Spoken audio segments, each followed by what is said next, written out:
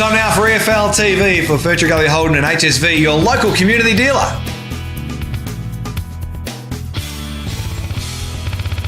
Like we do every week on EFL TV, we catch up with EFL's First Lady, Lauren Wood, and she's back again. G'day, Loz. Good to see you, Huff. What's happening this week in the world of the EFL? Don't tell me there's another female umpire going to make their debut. I know. I'm going to take this opportunity to fly the flag for the girls. I don't do it too often, but it's great to see Katrina Stupinski. Yes. I think I've got that one right. She's made the transition into field umpiring. Is going to be making her debut in the big clash between Forest Hill and Eastern Lions this weekend. Fantastic. How long has she been umpiring for? Quite a few years, actually. I had a bit to do with her last year when I was down at the EFL, and she certainly got there on her own merit. So there's 4 of the girls that will be umpiring senior footy this weekend across divisions 3 and 4. So we've got Kelly Dean, Jade Pauly, Emily Cornelius, and of course Katrina. So they've all managed to get there on their own merit, training just as hard as the boys, and certainly great effort. And I believe Queen's birthday might hold something special for the girls. That's right. They'll all be officiating in the one game, which is certainly no mean feat. They'll be doing the Division 1 reserves game between Noble Park and Balwyn that day. We saw it last year, an all-female officiating group, and it's a great weekend to recognise their contribution. Good on you, girls. Well done. And Katrina, good luck That's to right. you on your senior debut in the EFL. It's a great result. More girls get involved. Get your friends along. Get them involved in the EFL umpiring department if you like. Now, speaking of great things in footy, the Zadie's relationship between the EFL and Zadie's. Big round coming up June 16, 17. What's the update there? That's right. We spoke about it a couple of weeks ago with the coloured laces and the Zadie's Foundation raising awareness about organ donation. So it's fantastic. We've had plenty of clubs jump on board. As we mentioned, the showcase round will be Queen's birthday, and then all our other clubs are encouraged to get involved on 16th and 17th of June, as you mentioned. So we've already managed to distribute 8,700 pairs of laces. How many?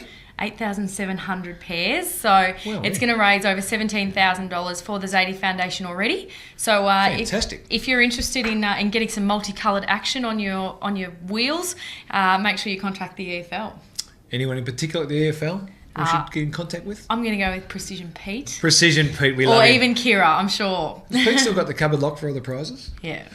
Pete, open the cupboard, would you? Fair income. Now, 98.1 Radio Eastern's coverage of the Eastern Footy League is fantastic. Where's the caravan of courage off to this week, Loz? They'll be off to the big one down at the Bull Ring. Oh, nice. Noble Park and East Burwood. A little horn. Very horny game, that one, isn't it? The Bulls and the Rams. It certainly is. They'll be up on the balcony there. I'm just going to let that one well through to the keeper. But from 1 o'clock live, both on the EFL website, live video stream. That's been getting some massive hits, so certainly a great one. The weather's not going to be too good, so might be one to watch from the fireplace. But it's a big game, that one too. It's absolutely massive. There's a few outs for Noble that Ben will catch up with later on, and some really, really good performances coming out of a few Rams. So should be an absolute cracker. As we mentioned, 98.1 from 1 o'clock and the EFL website. You can also text the boys too, which is always good fun. Fantastic. It's always nice to talk about things coming out of Rams, so that's great stuff.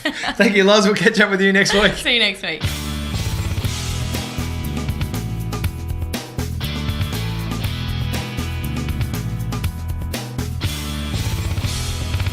Time for another special guest on EFL TV. It's becoming a bit common, this, isn't it? Grant Williams, the General Manager of AFL Victoria, has been good enough to join us. G'day, Grant.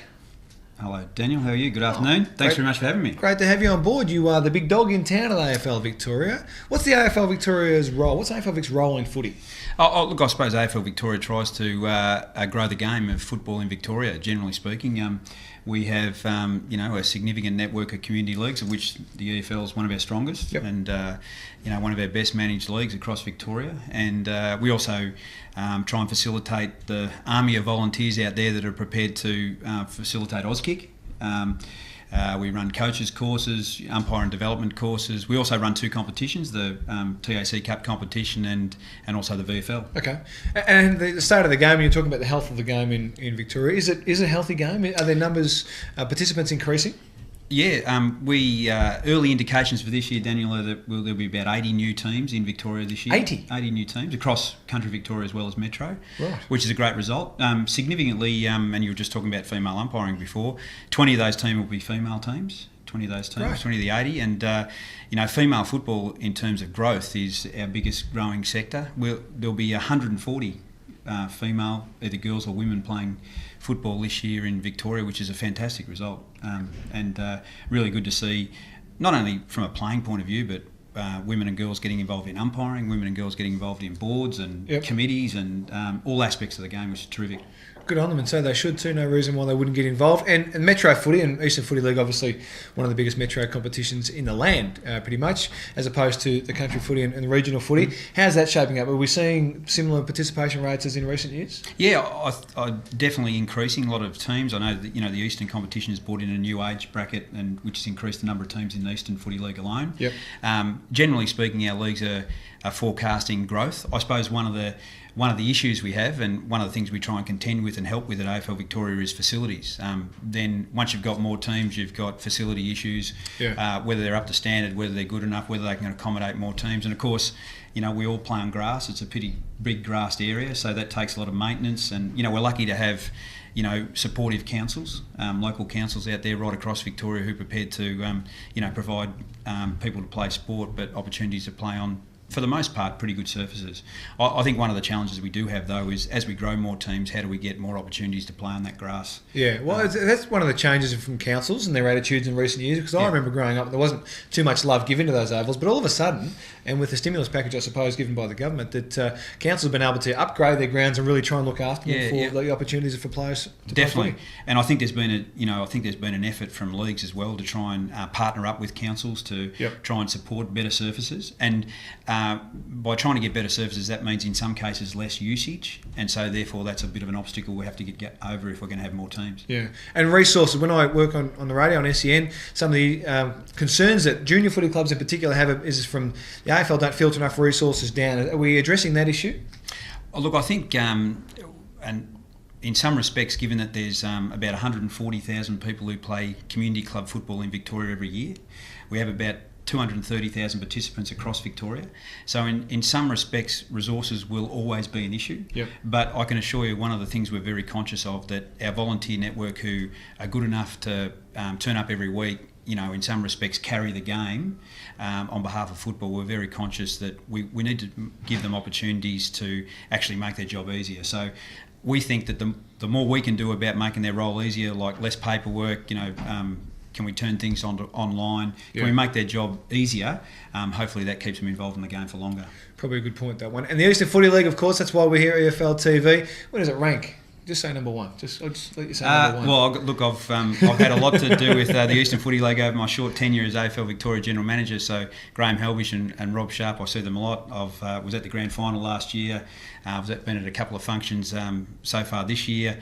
I always enjoy their company. Seems to be, a very, very well managed league, and to think there's around 15,000 players playing in the Eastern Footy League, and that happens every week. And games seem to go relatively smoothly. You never hear much noise about the Eastern Footy League. I think that's a demonstration that it's a well-resourced, well-managed, and pretty healthy league. Well, it's under the guise and the Was that number one? AFL Victoria. Close enough to number one, mate. Great to have you in. Appreciate your time, General Manager of AFL Victoria, Grant Williams. Look forward to seeing you soon. Thanks very much, Daniel. Back with more on AFL TV shortly.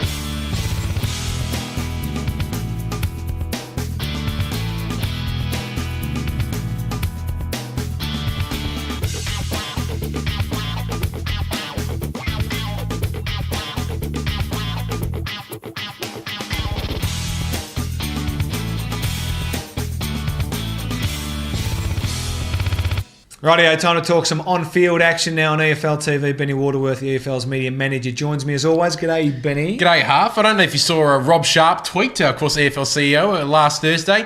He said that the upcoming weekend was actually going to be the best round of Eastern Football League action. My hunch is that Sharpie got a little ahead of himself because you look at this weekend, this is the best round of Eastern Football League action so far. Wow, we were talking to Loz before about the game of the round, the 98.1 Radio Eastern game of the round, where the caravan of courage will be. It's the Bull Ring, Noble Park v East Burwood. That's the game we're going to talk about today. And she said you knew something about some big outs. Some huge outs. Noble Park got back on the winners list last weekend, Half, but at a cost. Craig Anderson went down with a shoulder injury last week, and from what I understand, it's a months, not weeks style of injury. So that's a big blow. You take the Chandler medalist out of any club, that's a huge blow. And another big blow is Glenn Manson, of course, their big ruckman. He got a 2-week suspension from the AFL Tribunal during the week. So that's a huge hole in the Noble Park's chances for this weekend. And they run into an East Burwood side, I think above all, they run into an East Burwood side that's won their past 4 games and is overflowing in confidence at the moment. Robbie Campbell kicked 4 goals last weekend for the Rams, but Anthony Mariani, he's about the size of Gary Coleman Coleman, but he's a fantastic little player. He's kicked 17 goals this year, more than any other Division 1 player. So with those outs and with the Rams' forms, I'm actually going for Eastfield Footy Club to win at the Bullring. What you talking about? What you talking about, Willis? You like that? Yes. Just chucked in a bit of Gary Coleman gag there for those old enough to know. There's probably not too many out there in EFL Probably TV not, land. no. So you're going for the Rams to defeat the Bulls at Pat Wright. Yeah, Rams Wow. with those outs and Rams' forms, I reckon they'll be too good. Right, Divvy 2, Mulgrave v Waverley Blues. Neither of these teams has won a game out of the 12 they've played together. The R word starts to get mentioned about this time of year. Yeah, the loser of this game certainly has the R word associated with them for certainly the next couple of weeks if they can't get another victory after this game.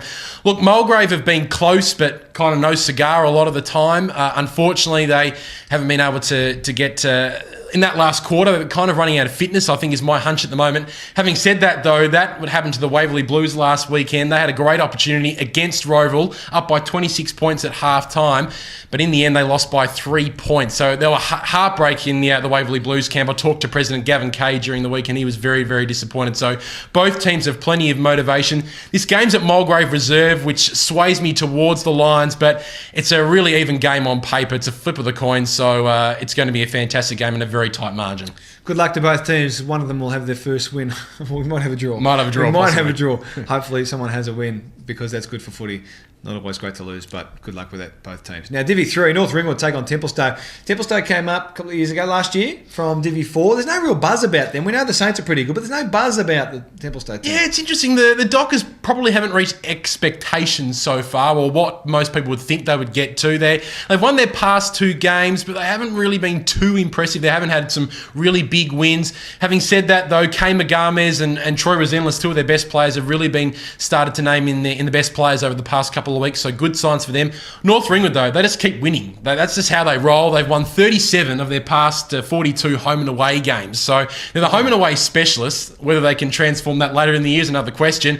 But it's on the back. Young players play well one week, older players play well the other week. So they've got a great balance between youth and experience. I think the Saints will win this game, but I just get the feeling the Dockers will really push them. If Paul DeChellis can really get on top in the ruck against Adam Tuck, that'll be a great battle. But the Saints at home but should be a great contest. Good to see big Maxi Melzer doing some great things down there at the Saints this year too. One of my men, Maxi's a star. Now, Divvy 4, finally. Yes. Finally. I'm not sure we're going to have a big enough security force to keep the crowd in check on Saturday at Surrey Park Reserve because the mighty Super Surrey Park Panthers are taking on Kilsyth. And this is going to be the week. We were close last week, the Panthers. This is our time, Ben. This is your time, apparently, Half. Well, they were very close last weekend. They're actually in front during the final term, but Canterbury kicked 5 goals in 5 minutes last weekend. So good. It's coming. Andrew Toop had a chat with Peter Baird. Peter Baird did a great article during the week on the EFL website, and he had a chat to Andrew Toop, and Toopy said it wasn't a case of stage fright. We just ran out of legs, basically, in the end. So, but for the first time, and I suppose in 3 years, Half, there's some genuine expectancy about Surrey Park winning this game. Personally, I think they're going to win. I've never tipped Surrey Park in my time in the Eastern Football League. That's been a couple of years, but really thinking the Panthers are a good shot. The Kilsyth will not want the title of being the first team to lose to Surrey Park for quite some time. 57 games, the winless streak sits at the moment for the Panthers. Hamish Hosking in great form for Kilsyth. I just get the feeling, though, the Panthers, there'll be a great crowd down there at Surrey Park Reserve. I reckon they'll get up in this one. Went close last weekend. They went close against Park Orchards a couple of weeks ago. Panthers for mine. Panthers for his. Outstanding. Good luck to the Super Surrey Park Panthers this week. 57 is the streak. That's enough, I think. 57 is enough. It's time to get one in the W column. Good luck, boys, on the weekend. Now, the Radio Eastern game of the round is, of course, Divvy 1 at Noble Park v Eastfield at Pat Wright Senior Oval. Yes. Now, all the coverage starts from? Starts at 1 o'clock and goes right through until 6 o'clock on 98.1. Of course, after the game, we have all the results and ladders, match reports, and all that jazz from around there. And actually, speaking of the Surrey Park Kilsyth game, Peter Baird actually will be out at that game covering. He'll be texting us through. We'll be having a chat to him during the game. So make sure you have your radio dials locked on 98.1 FM. Go Panthers. We can do it. Benny, great stuff. Good stuff, Half. See you next week on EFL TV. We'll see you too if you're a Super Surrey Park Panther fan. Hopefully you have an outstanding weekend.